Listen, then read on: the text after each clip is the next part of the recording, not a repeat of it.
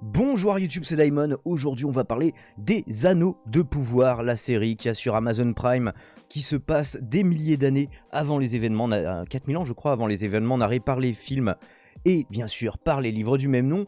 De quoi ça parle, les Anneaux de Pouvoir? Ça parle de Galadriel, à qui tout le monde dit que son combat est achevé, qu'il faut rentrer au Bercail, qui est une commandante elfe, mais qui elle a le sentiment que Sauron, il paraît qu'il veut dire Sauron, le serviteur de Morgoth, attend dans l'ombre le moment de prendre la suite de son maître. Alors moi je précise tout de suite, je l'ai déjà dit dans ma vidéo sur la série concurrente indirectement, House of the Dragon, que moi adolescent j'ai lu Tolkien, j'ai vraiment pas du tout kiffé, et alors pour pousser la provoque, généralement je dis j'ai préféré, c'est la seule fois où j'ai préféré les films aux livres, non vraiment le style descriptif. Par contre j'aime beaucoup le lore, c'est vraiment le style de Tolkien, il faut dire Tolkien, il faut pas dire Tolkien. C'est Captain Popcorn qui l'a dit, alors attention parce que il est en train de m'éduquer sur Twitter actuellement.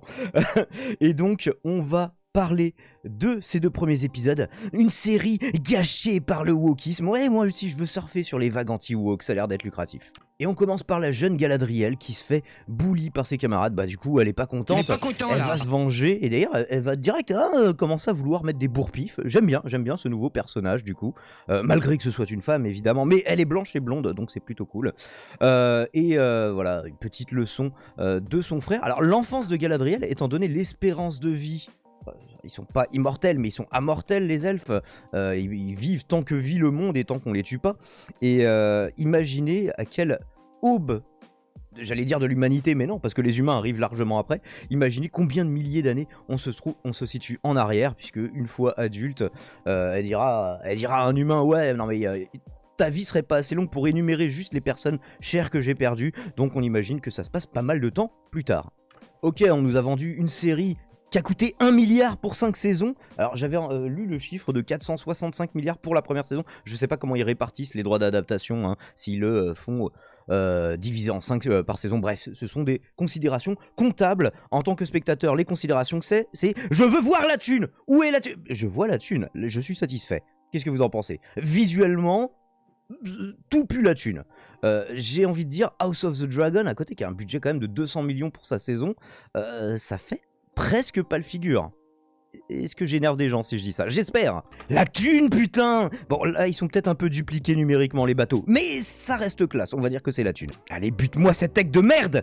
Voilà, c'est ça qu'on veut voir, exactement. C'est ce qui manque à Game of Thrones, c'est des vrais combats de dragons. Parce que eux, dans Game of Thrones, ils survolent le truc, ils crachent du feu de haut, bon bah ça crame tout le monde et c'est efficace.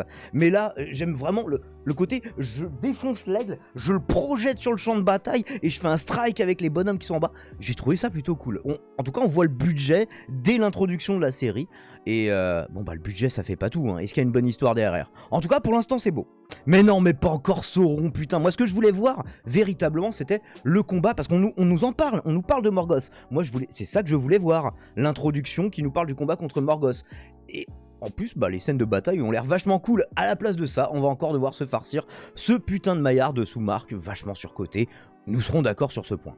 Petite expédition de Galadriel et de sa team, et j'ai envie de poser quand même la question qui brûle les lèvres de tout le monde. Qui escalade une falaise comme ça? Est-ce que le concept de corde n'existe ni dans Valinor, ni dans la Terre du Milieu? Je ne comprends pas. Ils ont juste des pauvres piolets, des chaussures un peu pointues. Bon bah voilà mon copain, t'as une falaise de plusieurs centaines de mètres. Elle est gelée d'ailleurs, parce que sinon c'est pas drôle. Et elle est vraiment tout droit, à 90 degrés. Eh bah non, ne nous accordons pas, voilà comme ça, voilà. Mourrons tous petit à petit, plutôt que de nous assurer les uns les autres. Bon plan.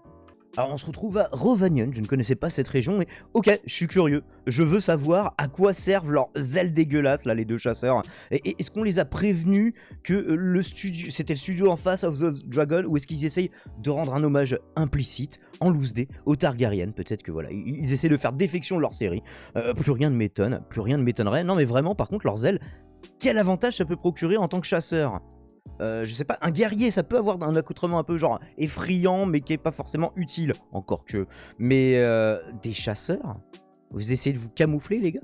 T'imagines, t'essayes d'être en loose day dans les forêts pour essayer de traquer ton gibier, t'as tes ailes qui se cognent à n'importe quelle branche, tu te fais tout de suite cramer, tu reviens bredouille à la maison, tout le monde meurt dans ton village, tout ça à cause de tes ailes de merde. Bref, je m'énerve un petit peu pour un détail à la con, mais dites-moi, est-ce que ça fait partie d'un élément de lore qui était connu ou pas? Je vous rappelle, j'ai lâché entre les deux tours, au milieu des deux tours, donc il se peut qu'il y ait des choses qui m'échappent. Non, un Hobbit noir, au secours! Je veux que le Seigneur des Anneaux reste une série avec 100% de blanc dedans. Bon, ok, vous pouvez prendre un ou deux figurants renois, je sais pas, pour faire des orques. Du moment que c'est des monstres et qui meurent au bout de 20 secondes, moi ça me va. Mais bon, je vais de ce plein me plaindre du wokisme insupportable de cette série sur les réseaux sociaux, chose que toute personne saine d'esprit ferait, ce serait la priorité de sa journée, et même de sa semaine, de sa décennie. Des enfants. Et en plus des filles!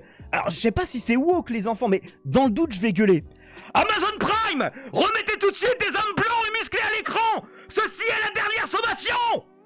Alors, si je puis me permettre une remarque à une race supérieure, les hommes elfes ne sont jamais ni barbus, ni poilus, ni musclés, donc j'en déduis à leur physique androgyne que ce sont au mieux des hommes soja, et au pire, des trans. Et ça, c'est scandaleux. C'est de la propagande pour que nos enfants deviennent des elfes. Réveillez-vous les golems, putain! Promis, j'arrête de crier. Bon, devenons sérieux 2 minutes. Les hobbits sont dépeints dans ce début de série comme des chasseurs-cueilleurs, alors que dans Le Seigneur des Anneaux, ils maîtrisaient l'agriculture, ils en étaient même plutôt fiers, ils vivaient dans des maisons enterrées. Là, on voit pas de maisons enterrées. Alors, du coup, comme ça se passe 4000 ans avant, j'imagine que ce sont, d'ailleurs, ils sont pas appelés les hobbits, ils sont appelés les pieds velus, je sais plus exactement comment ils appellent ça en VO. Et donc j'imagine qu'ils ont pu changer entre temps. Les hommes ont beaucoup moins évolué technologiquement cependant, et on apprendra un peu plus tard parce qu'ils migrent régulièrement visiblement, donc ça laisse suggérer ça et l'absence de réelles maisons qui se sont pas sédentarisées non plus. Ah ouais, aussi, il y a les deux gamines qui parlaient, les deux gamines ou un des darons, je sais plus, qui parlaient d'une ancienne ferme. Alors, ferme, ils connaissent au moins le concept de ferme, même si ils en sont pas à l'initiative. Ils savent qu'on peut domestiquer des animaux, élever du bétail et faire pousser des trucs, j'imagine. Après, c'est peut-être, je sais pas, un autre danger qui les pousse à fuir et à ne jamais s'installer quelque part. Et donc, quand on sédentarise pas, l'agriculture, c'est tout de suite plus compliqué. Cadre assez sympa ici, entre sa composition, la lumière, la disposition et l'attitude des personnages, c'est presque messianique, un peu comme un tableau liturgique qui évoquerait la vie de Jésus ou une autre marque de religion qui s'adresserait à ses apôtres. C'est vraiment très beau, je vois pas comment le commenter intelligemment, je vois pas non plus de message qu'on pourrait, par le découpage, la lecture de la scène, de la composition du cadre, on pourrait tirer de ça, juste je ne peux que me borner à cette remarque, c'est beau. J'ai le sample. C'est beau, hein? Voilà. Un elfe noir. C'est vraiment trop insupportable de voir deux noms blancs en moins de 40 minutes, 37 minutes 48. J'arrête officiellement cette série. En plus, le mec s'appelle Arrondir, on se fout vraiment de notre gueule. Bon ok, je continue un peu la série parce que le poteau Arrondir, il est victime de racisme anti-elfe, mais juste après désigné par l'humain comme un oppresseur. Alors j'aimerais bien analyser ça finement, mais j'ai peur que ça fasse fondre mon cerveau, et puis non, c'est pas forcément le propos. Allez vous abonner à ma chaîne Daimon Radio Libre si vous souhaitez parler de ce genre de thématique, on fait ça tout le temps. Bon, et Arrondir, il est là pour enquêter, mais il est aussi là pour pécho. Donc il essaye de serrer Bronwyn, je crois que c'est comme ça qu'elle s'appelle. Et alors, je vous ferai remarquer qu'on ne voit jamais, dans les 2 premiers épisodes, le haut de ses oreilles. Il y a soit un bandeau, soit ses cheveux. Est-ce qu'elle essayerait de cacher le fait qu'elle est une elfe? Pourquoi elle essaierait de le cacher à un elfe? Je ne sais pas. Je me borne à remarquer qu'on ne voit jamais le haut de ses oreilles. Et pour les fétichistes des hauts des oreilles, ça doit exister. Et c'est quand même assez gênant. Du coup, le racisme étant souvent un cycle de haine sans fin, rebelote, racisme anti-humain des elfes en retour, la culpabilité de leurs ancêtres serait transmissible par le sang, enfin c'est surtout celui de droite, je crois que c'est le commandant du guet, qui voilà, pour lui, oui, il y a 1000 ans, il s'était allié avec des connards. Bon, c'est encore dans leur race impure, ça. Ce genre de discours, ils le disent pas exactement comme ça, mais noircit encore leurs veines, voilà. C'est ce que ça veut dire quand on nous parle du sang et de la culpabilité qui se transmet comme ça, qui coule dans les veines. Généralement, on n'est pas très très loin. La marque de Morgoth qu'on retrouve sur le corps du frère de Galadriel dans le temple exploré par cette dernière au début de l'épisode, et ici sur ce qui semble être le fragment d'une épée, une épée assez ancienne. On voit pas, il y a du métal, mais on dirait qu'il y a du bois aussi qui vient l'enserrer. Alors, si ça sert de piste pour les troupes d'orques, je m'étais dit à ce moment-là, mais ils vont bien galérer à la trouver. Est-ce qu'ils ressentent du coup, parce que ils vont creuser un putain de tunnel pour aller jusqu'ici. Alors, étant donné que le bordel était enterré, la seule explication c'est qu'ils ressentent, alors pas forcément olfactivement, mais par un 6e sens, un 7e sens, Sensei sort de ce corps, qui leur indiquerait voilà la prochaine balise. Du coup, ouais, ça fonctionne mieux qu'un GPS leur bordel quoi. Sa hiérarchie dit à Galadriel ouais meuf, t'es en train de faire un burn-out, vas-y, rentre au bercail, va te reposer un petit peu. Et du coup, voilà, sur le trajet du retour, avec son escouade, je sais pas comment commenter ça, ils font vraiment tout le trajet dans cette position. Tout le voyage, qui doit prendre des semaines, enfin bon, on voit qu'à un moment il chante un petit truc et que les cieux se séparent en deux, donc ils ont des points de TP, hein, des points de téléportation vraisemblablement dans leur univers. Et je sais que la notion de temps, c'est pas la même chose pour un elfe que pour un être humain normal, mais c'est juste pas pragmatique. Tu restes debout comme ça dans un vaisseau, dans un bateau qui a pas l'air super aux normes ISO 14001, quoi. Donc, alors peut-être pour des elfes, mais je vois pas du tout qui fait ça, à quel moment et pourquoi. Est-ce que vous avez des théories? Moi, non.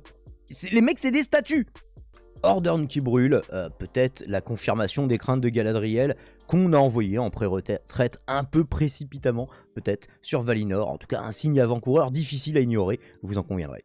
Donc il s'est passé près de 5 minutes dans la série, et je sais pas combien de jours pour ces putains d'elfes, mais à croire que l'escouade de Galadriel, c'est une putain de dérive sectaire.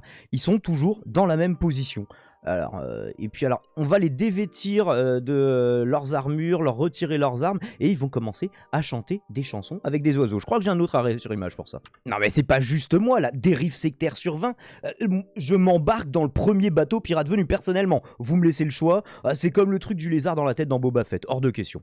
Bon, je les troll, mais ce chant semble avoir donc une utilité, ouvrir une faille dans les cieux, hein, contrairement à Moïse qui fait fendre la mer en deux. Est-ce à dire que les elfes sont le peuple élu des Valar, au pluriel? Je ne sais pas, je vous laisse statuer dans les commentaires.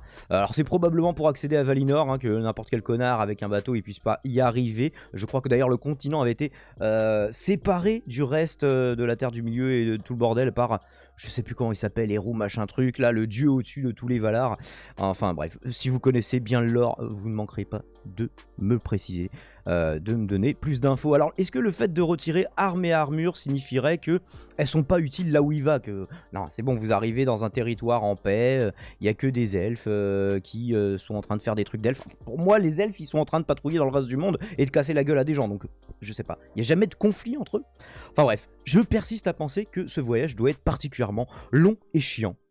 Au moment où un météore, plutôt de mauvais augure, déchire le ciel, Galadriel change d'avis. Est-ce que sa prise de décision était faite avant ou après? Ou est-ce qu'il n'y a simplement que une concomitance ici? Elle saisit son arme, elle saute du bateau, et je sais pas, est-ce qu'elle compte faire du stop ou nager jusqu'à la Terre du Milieu? Je ne dis pas que vous n'en êtes pas capable, mademoiselle, madame la commandante, mais est-ce qu'on est vraiment dans un plan rationnel et réfléchi? Éléonore, l'autre héroïne de cette histoire, encore ce wokisme insupportable qui fait faire autre chose que la vaisselle à des femmes, découvre le lieu d'impact du météore, et laissez-moi deviner, c'est soit Sauron, soit Tom Bombadil. Je ne sais pas comment faut prononcer Tom Bombadil du coup. Tout ce que je sais, c'est qu'on sait rien à son sujet.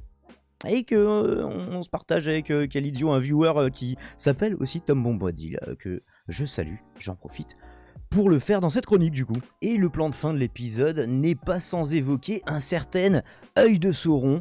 Qu'est-ce que vous en pensez? Ça semble en tout cas confirmer ma première impression. Alors après je me suis dit, limite on nous met tellement d'indices que c'est trop évident, et est-ce qu'on n'essaierait pas de nous égarer sur une fausse piste?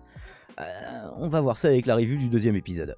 Et puisqu'on a un générique, commentons le générique, on voit tout un tas de minéraux, de pierres, de grains de sable, de poussière qui vont s'accumuler pour construire des formes au rythme de la musique. Concernant le générique, bah écoutez, je peux faire que des conjectures, hein. Est-ce que là ce serait plusieurs anneaux de pouvoir avec l'unique au centre, étant donné qu'il est plus gros que les autres? Peut-être, étant donné que ça s'appelle les anneaux de pouvoir. Là, mon premier réflexe, ça a été de me dire, est-ce que ce serait pas les Ents, vous savez, les arbres géants là avec qui tu peux devenir pote et faire une armée. Mais vu qu'ils sont que deux, ça m'évoque plutôt, et puis leur design m'évoque plutôt les deux arbres sacrés. Vous savez que Morgoth et Ungoliant, l'araignée vénère, ont été saccagés. Hein. Ungoliant a sucé la sève, injecté du venin pour que vraiment tout soit desséché, qu'on soit sûr que les arbres soient bien morts. Ils sont bien décédés, rassurez-vous. Même si on verra que y a une petite pousse qui a survécu quelque part. Je crois que c'est du même arbre. Un grain plutôt noir se mêle au grain doré et la musique devient d'un coup effrayante. Alors le thème en soi, il est pas spécialement marquant. Avantage à House of the Dragon ici, même si ils sont récupérés leur ancien générique. Il me semble que j'ai entendu dire que c'était Bear McCreary, que j'aime plutôt bien à la composition, qui était déjà à l'époque dans Battlestar Galactica, que j'avais beaucoup aimé. Ouais, voilà le thème, je sais pas, c'est pas le plus ouf que j'ai entendu.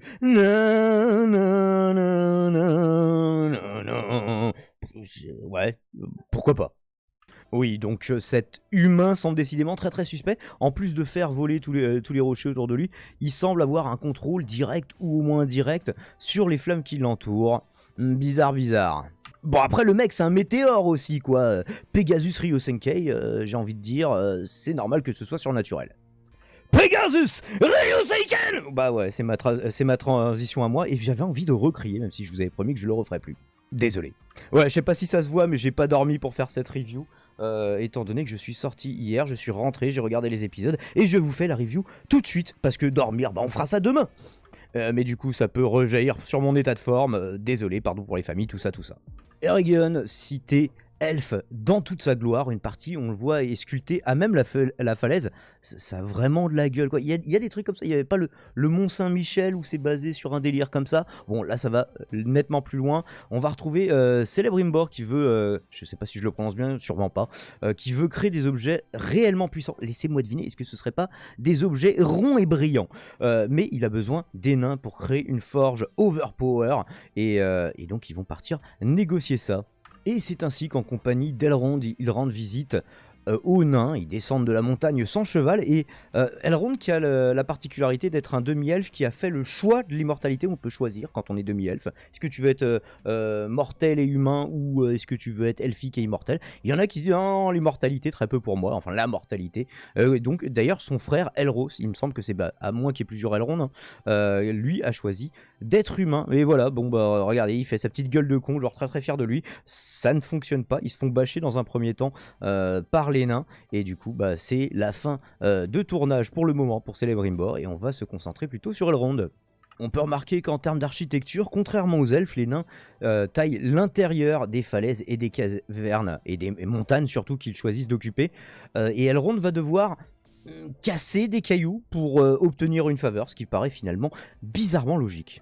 Après quelques péripéties de Hobbit, ma foi moyennement intéressantes, on retrouve Galadriel qui rentre vraiment à la nage, hein. Elle a donc aucun plan, c'est bien ça. Comme je l'avais prévu dans le dernier épisode, elle se fait prendre en stop par des naufragés, dont la situation semble, ceci dit, à peine moins pire que la sienne. Au bout d'un laps de temps qu'on imagine relativement interminable, Elrond finit par perdre son duel contre Durin, je ne sais pas comment faut le prononcer, là c'est pareil. Alors, on se demande d'ailleurs, est-ce qu'il fait pas exprès? Ouais, Durin, je vais te laisser gagner en loose day pour pas... Parce que t'as l'air déjà un peu vexé, et en réalité c'est bien ça, comme vous le voyez. Durin simplement fait la gueule parce que son ami ne lui a pas rendu visite depuis 20 ans. Attends, moi quand j'oublie de rappeler quelqu'un pendant une semaine ou deux, déjà j'ai l'impression d'être un connard. Mais alors imaginez à quel point c'est facile pour un elfe d'être un connard. D'ailleurs il lui dit oui, c'est sûr que pour vous les elfes, 20 ans c'est un battement de cils. Moi j'ai eu le temps de me marier, d'avoir des gosses, de vieillir.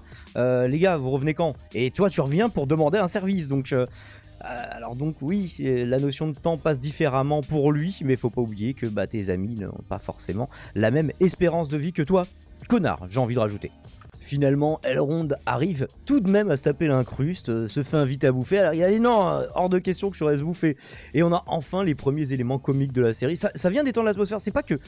C'est hyper drôle, mais vu que tout se prend très au sérieux, cette parenthèse, je trouve, est bienvenue au sein de la narration. Donc voilà, toute la famille du Seigneur Nain qui est plutôt cool.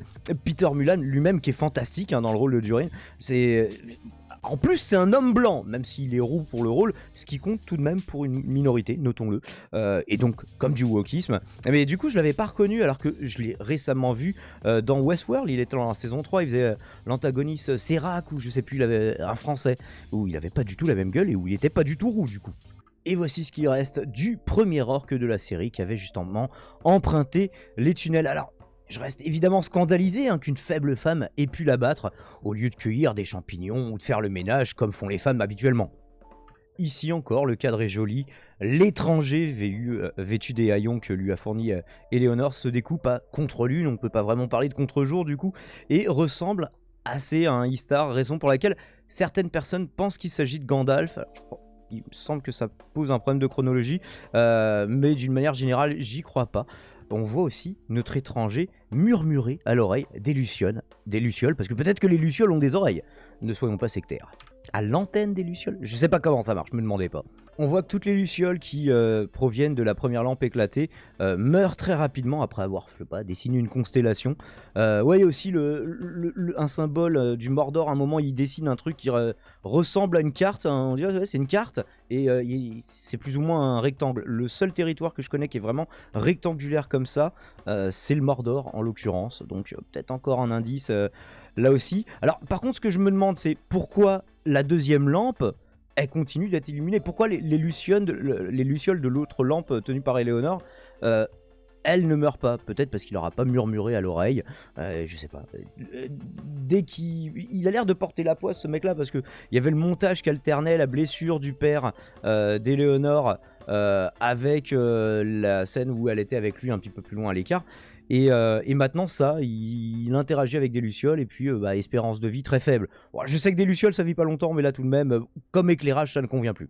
On se demande ici ce qui brille dans le coffre du roi. Alors le roi c'est le père, du coup j'avais fait l'erreur un peu plus tôt je crois en disant que Durin c'était le roi, mais pas encore. Il va falloir attendre un petit peu avant qu'il devienne Durin 3. Est-ce que... Qu'est-ce qui peut briller, qui les fait autant kiffer? On nous a parlé de quelque chose qui brillait beaucoup. On a vu un forgeron qui disait « Ouais, moi je veux pas me contenter de faire des trucs qui brillent, mais je veux faire des objets puissants. » Est-ce que du coup il s'agirait des Silmarils? Je ne sais pas, je ne peux que m'interroger avec vous et vous laisser ça là pour savoir ce que vous en pensez. Dites-moi dans les commentaires. Encore une fois, c'est plus sympa et c'est bon pour le référencement. On arrive à la fin du deuxième épisode et on observe que le fragment d'épée semble se ranimer au contact du sang de Théo. Vous savez, c'est le fils de la meuf qui veut pas cueillir de champignons et qui cache le lobe de ses oreilles, donc doublement suspecte elle aussi.